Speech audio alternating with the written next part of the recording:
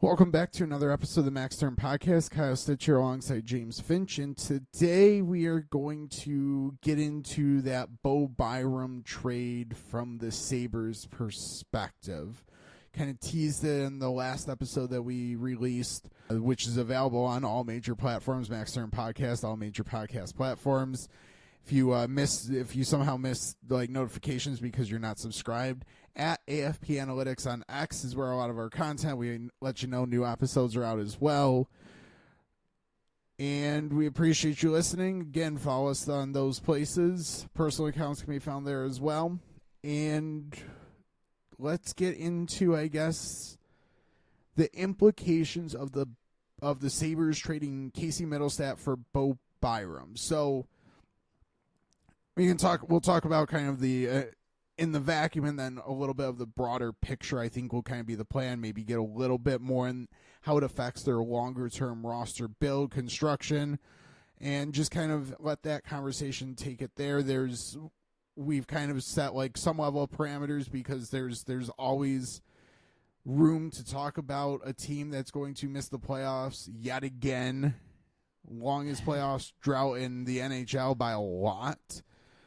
So there's a lot more that can be talked about, but I think it's interesting. There's enough nuances where, like when we talked about the hindsight episode and even the trade deadline recap, we're trying to run through however many different names and kind of talking about this in that context. I don't think was going to do the conversation justice. So this will be a kind of little bit longer episode on just Byram for Mittelstadt, what that means. Can maybe talk a little bit about what it means for Colorado, but really more what it means for Buffalo.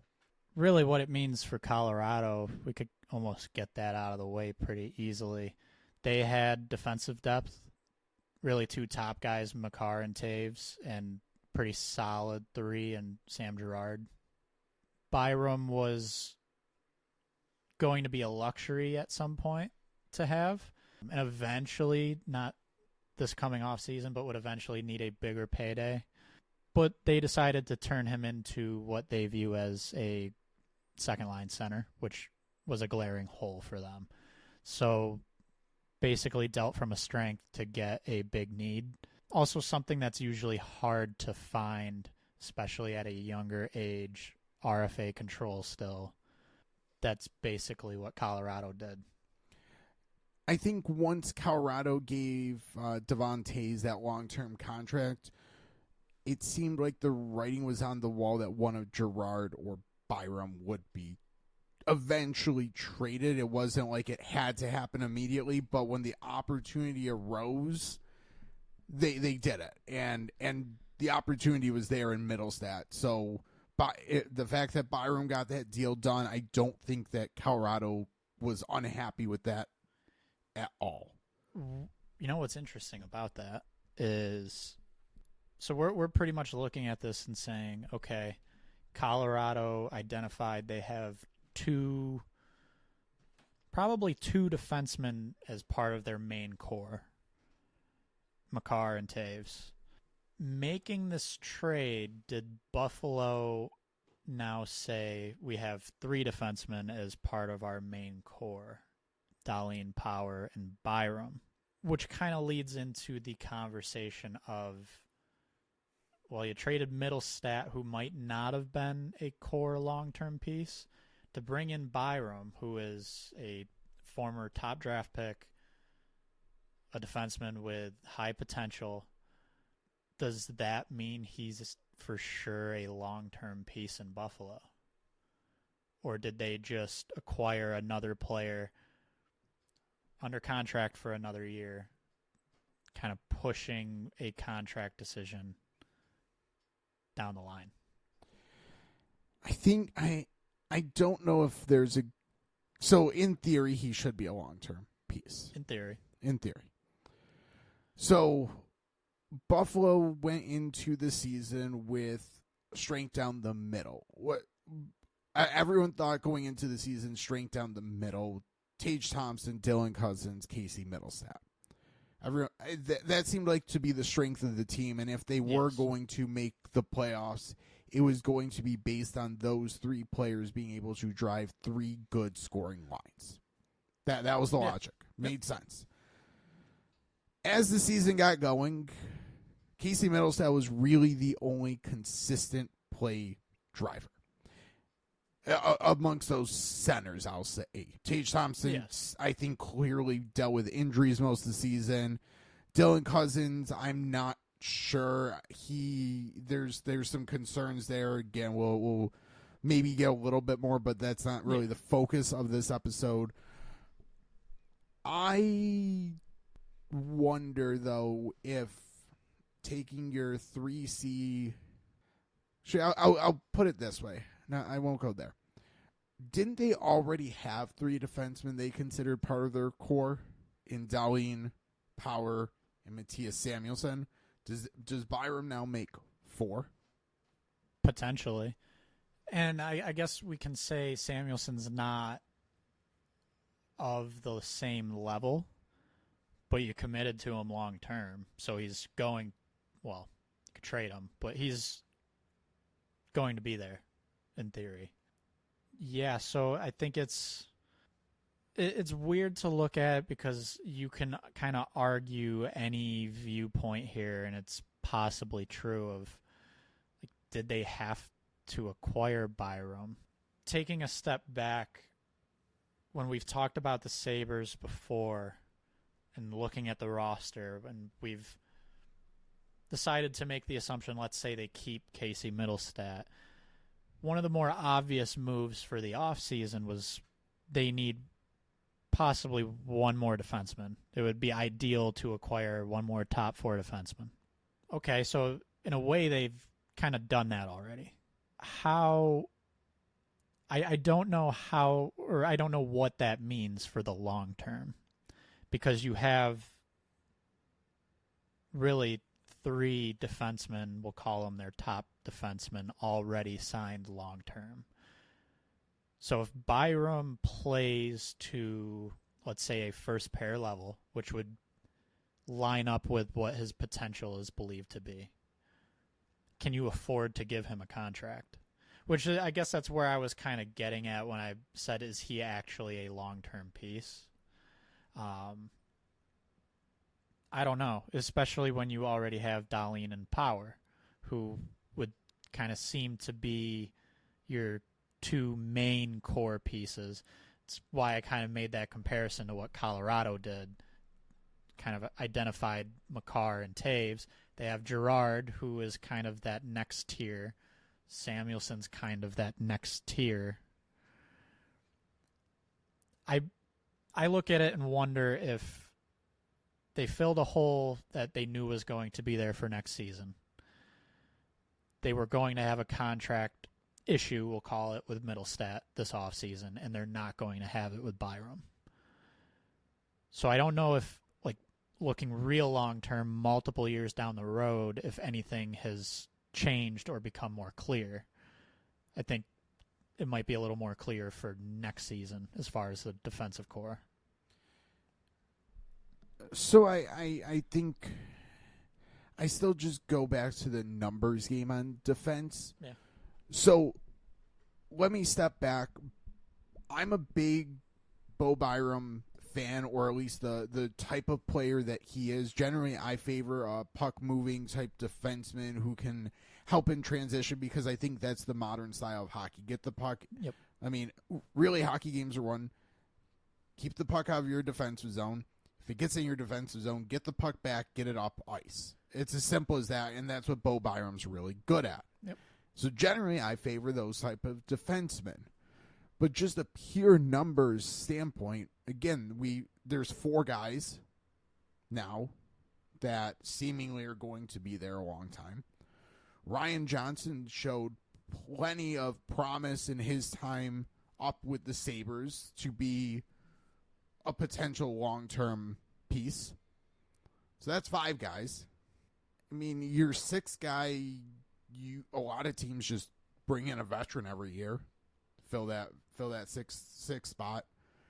And I haven't even talked about Henry Jokiharju with Buffalo, who I think has been a little bit of an underrated, unsung hero this year for that blue line, and that he's been kind of the stabilizing force more so than Pretty the much names. Been good with whoever he's been paired with this year. So he seems like the obvious odd man out. Also needs a new contract Correct. this offseason. So Correct. that's another factor to that. So again, he seems very obviously the odd man out. I'm not saying that he's a better player overall than Byram by any means. No. But I'm not sure it solves as much of a puzzle swapping basically Byram for Yoki Haru. I think that's basically what goes on here is Byram's long-term being swapped for Yoki Haru, which again, talent-wise should be an upgrade, but as far as putting the pieces together, that's where I question things, question the makeup a little bit, and I don't like. So I like the trade in a vacuum. I like the idea of Bo Byram for the Sabres. I do have questions, as you also laid out, with the long-term, basically viability of fitting him, contract-wise, situation-wise, in that on that roster. Yeah. So to me, it could be a long-term fit, just like Mittelstadt could have been a long-term fit, but I don't think it's a guaranteed long-term fit. It's a guarantee for next season that wasn't there with Mittelstadt. But is this guy part of the future? Maybe. Very well could be. And it could mean someone else you thought was part of the future is not going to be. But it kind of flips the decision in a way to defense, where we thought the big decision was going to really be up front with Mittelstadt. At the end of the day, looking to next season, defensively, the Sabres are probably set, barring multiple trades. All set adding, I should say. They could send someone out because of all the names. Dahlin, Byram, Power, Yoki Haru, Connor Clifton's still going to be under contract. Ryan Johnson, you mentioned. Mattias Samuelsson. Jacob Bryson could very well end up being a free agent and not even given a qualifying offer. But he's been a solid seventh guy fill-in. There's a lot of names defensively for the NHL roster. So I think defensively they're set. What this trade did, though, is you dealt from your strength of down the middle at center. So now that's not there. Prior conversations we've had about the Sabres, and not even just us, just pretty much anyone who knows a little bit about hockey knows the Sabres' strength as far as organizationally has been at forward. What is happening right now at the end of the season, really since Mittelstadt was traded, was kind of a we traded Casey Mittelstadt. He was our best forward, and no one has stepped up into that role. And I think it's important to highlight that because this organizational depth is very good, especially when you're talking about trying to improve your team. You have a lot of assets.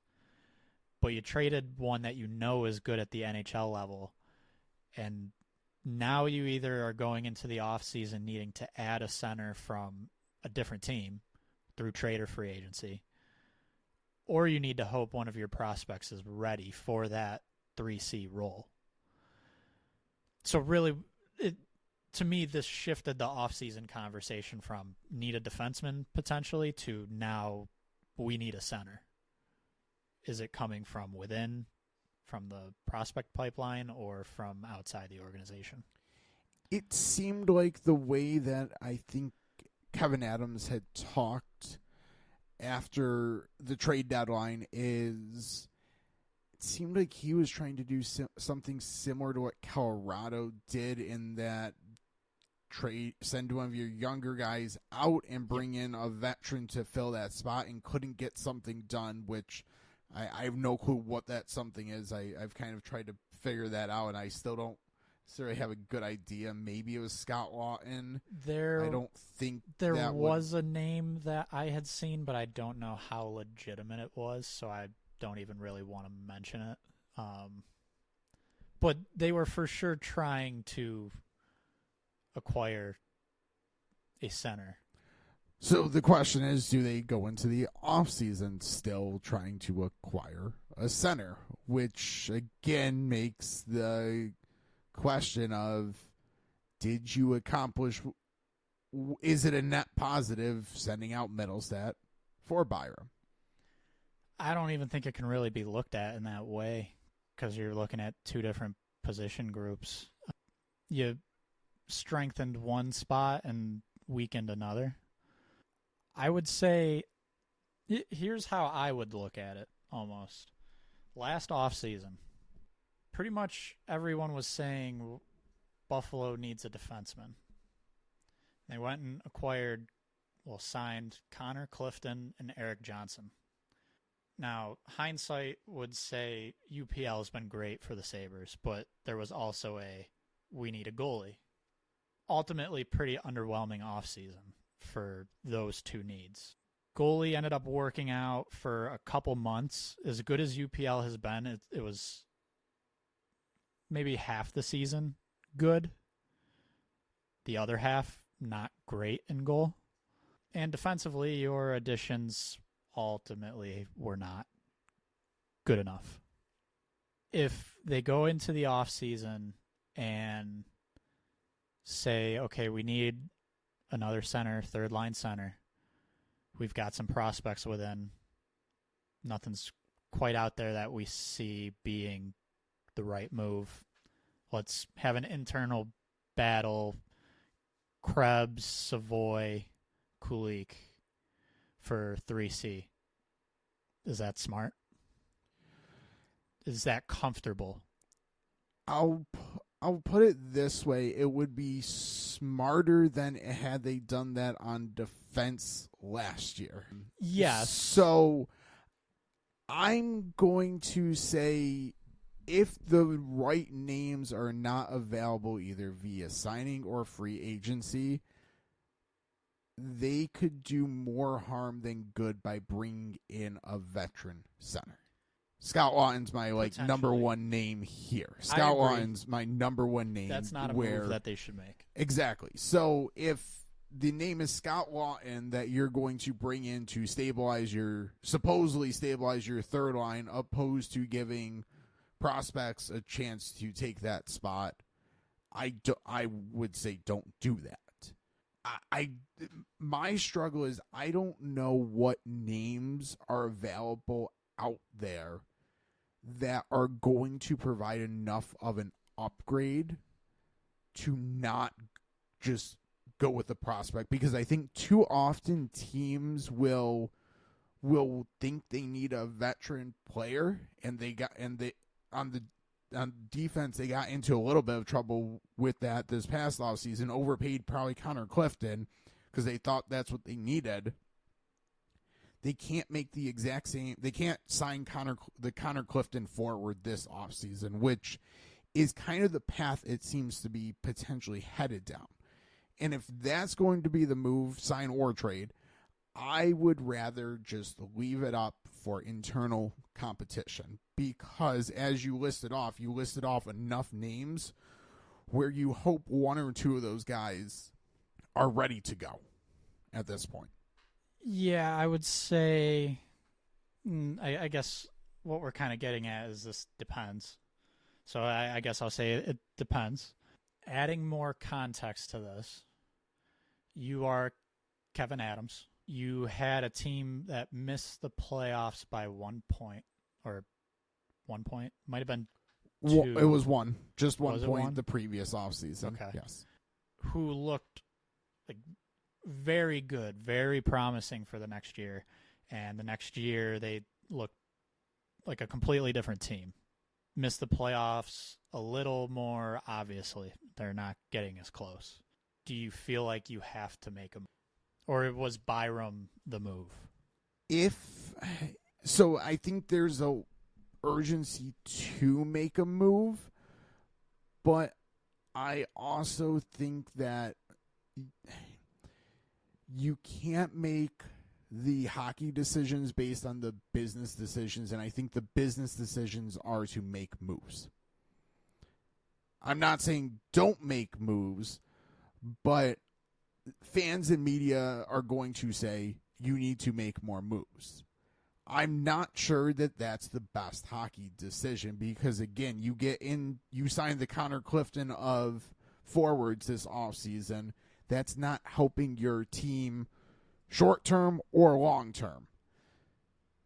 I think it's you have to be judicious and you have to make smart moves, whether that's dipping into the free agent market or packaging picks, roster players, prospects together to make a trade, which I think really is the more likely route you should go down.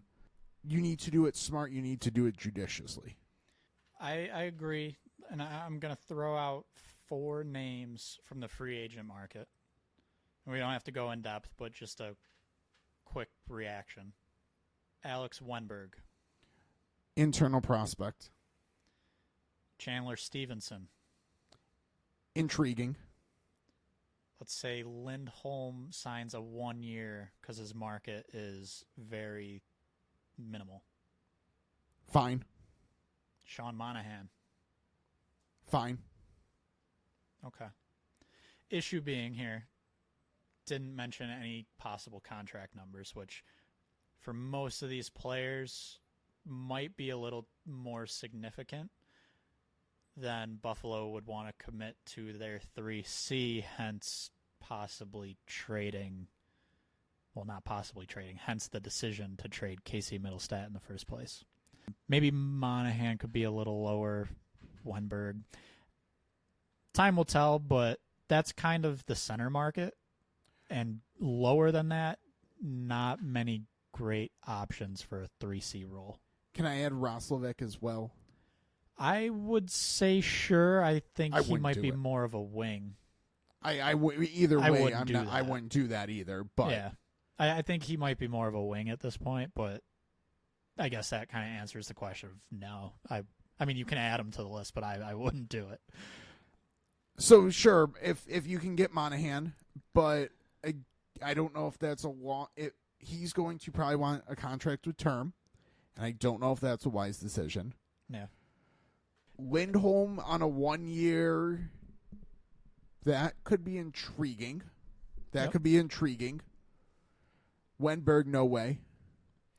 And then I forgot the last name. That Chandler Stevenson. Chandler Stevenson is probably the most interesting because he's going to want term and he's going to want dollars. He's Casey Mittelstadt, pretty much, just the UFA version. With a slightly different play style. Yes, but as far as how he's going to slot into the lineup, probably the level of contract. Exactly. That's, yeah.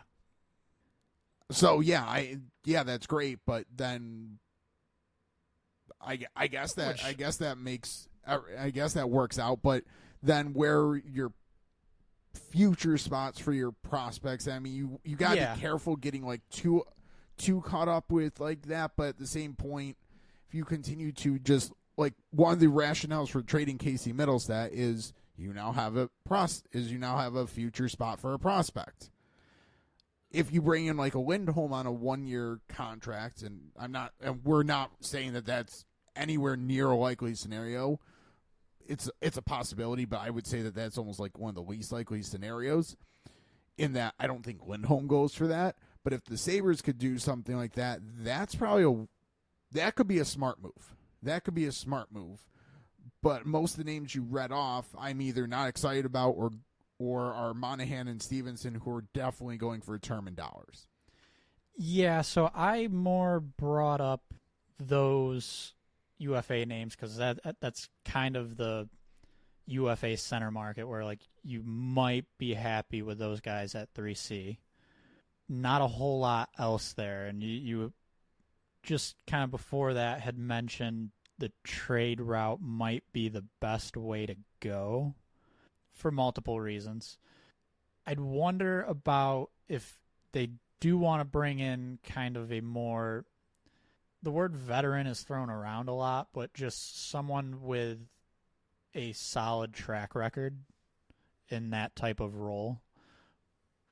Or even if it's not a huge track record, just someone who you believe is very solid for that role.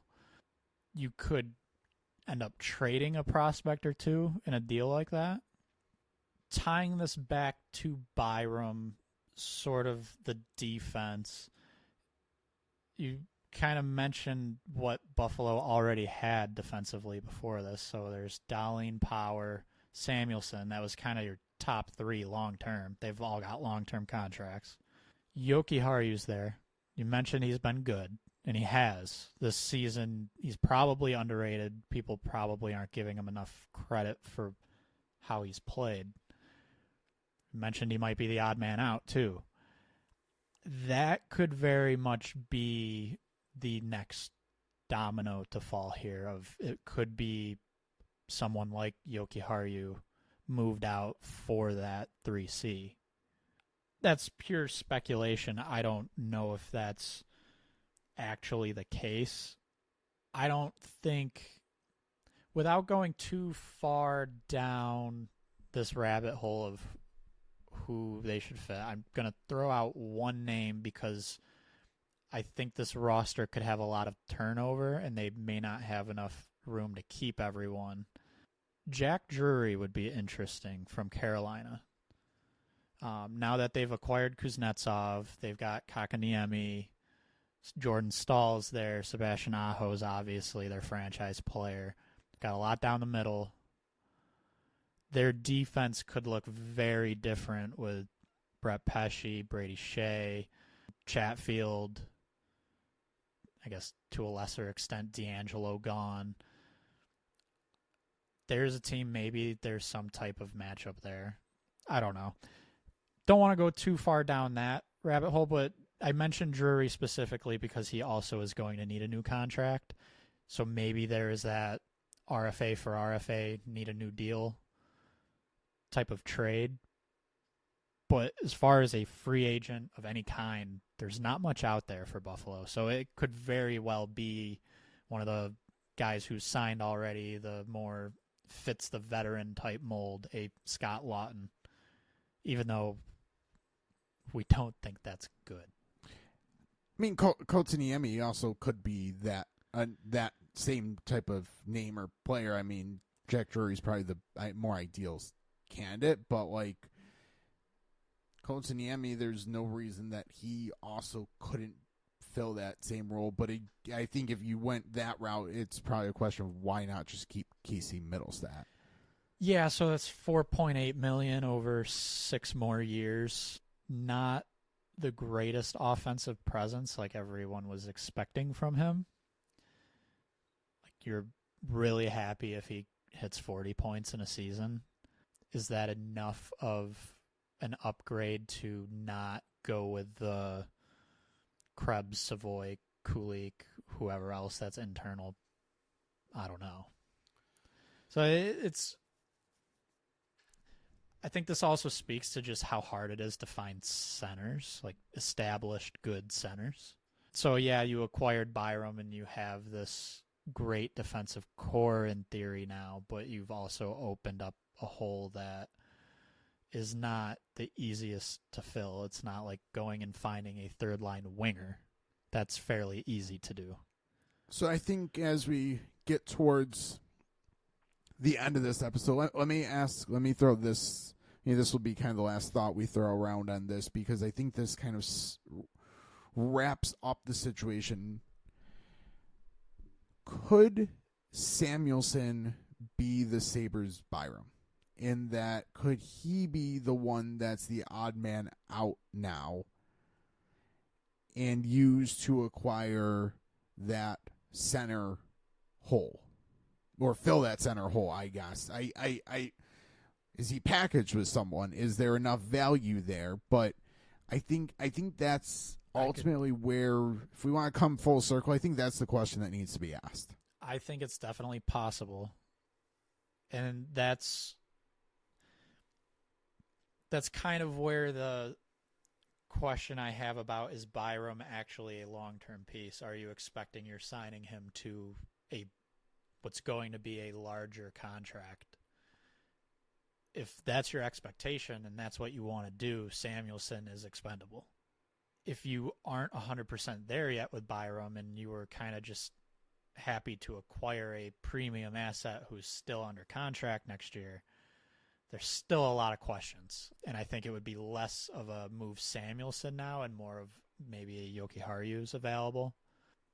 Not to answer your question with another question, but it's just kind of the point I think Buffalo's at right now. It's, unless you know for sure what their plan is, which I'd want to assume Byram is probably part of their long-term plan. You acquire a player like that, that's usually the case. So I guess making that assumption, I would say Samuelsson is probably very much on the table this offseason. And if he is on the table and you can package something with him, whether that's your first round pick, whether that's one of your high prospects, at some point not everyone's going to pan out, but you have a lot of prospects that people are very high on. Scott Wheeler had them as the number one prospect pool in the NHL.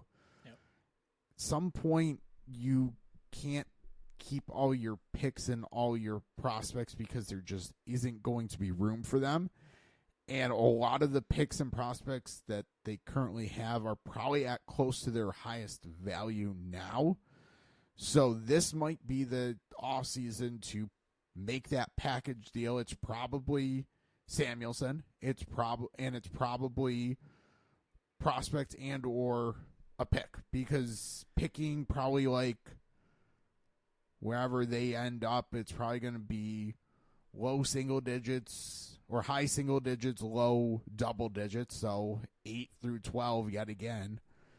If that's where you're picking, is that pick really worth it? And I'd argue no. I agree. I want to throw one more scenario out there, because part of me thinks this is very possible too, especially missing the playoffs again when the expectation was now playoffs. If I'm Kevin Adams and I don't want to deal with this again another season, like we're making the playoffs, you could do Dahlin, Byram, Power, say Samuelsson or Ryan Johnson. Samuelsson or Ryan Johnson again on the bottom pair, and Jokiharju on the bottom pair. There's your 6. Clifton's your 7. Use your prospects to go get your 3C. You have a very strong defensive group, and you replace that Mittelstadt hole. I almost wonder if that's the way they go, is just create the best team you can. I mean, you always should try and create the best team you can. Well, but I guess more of I worry less about how all those defensemen fit 2-3 years from now, and just next year, that's the best we can do with our defensive group. That's what we're going to have. Maybe. I think that's fine, but I think is that the judicious move? Is that doing enough? It absolutely might be. But again, it's who's that name for that 3C? If it's Scott Laughton, no thanks. If it's... Yes, but what I'm getting at is we've mentioned moving Jokiharju or moving Samuelsson.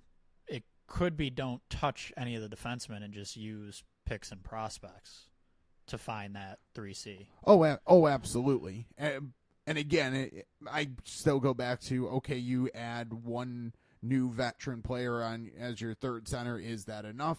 And I can't sit here and say right now I have an answer, but so could they just roll with it? Absolutely. Like, could they just roll out 6 what should be really good pairs, like one top pair and then 2 probably second pairs, sure. I mean, that's a great idea. Nothing wrong with that. But now you have the premium assets on defense.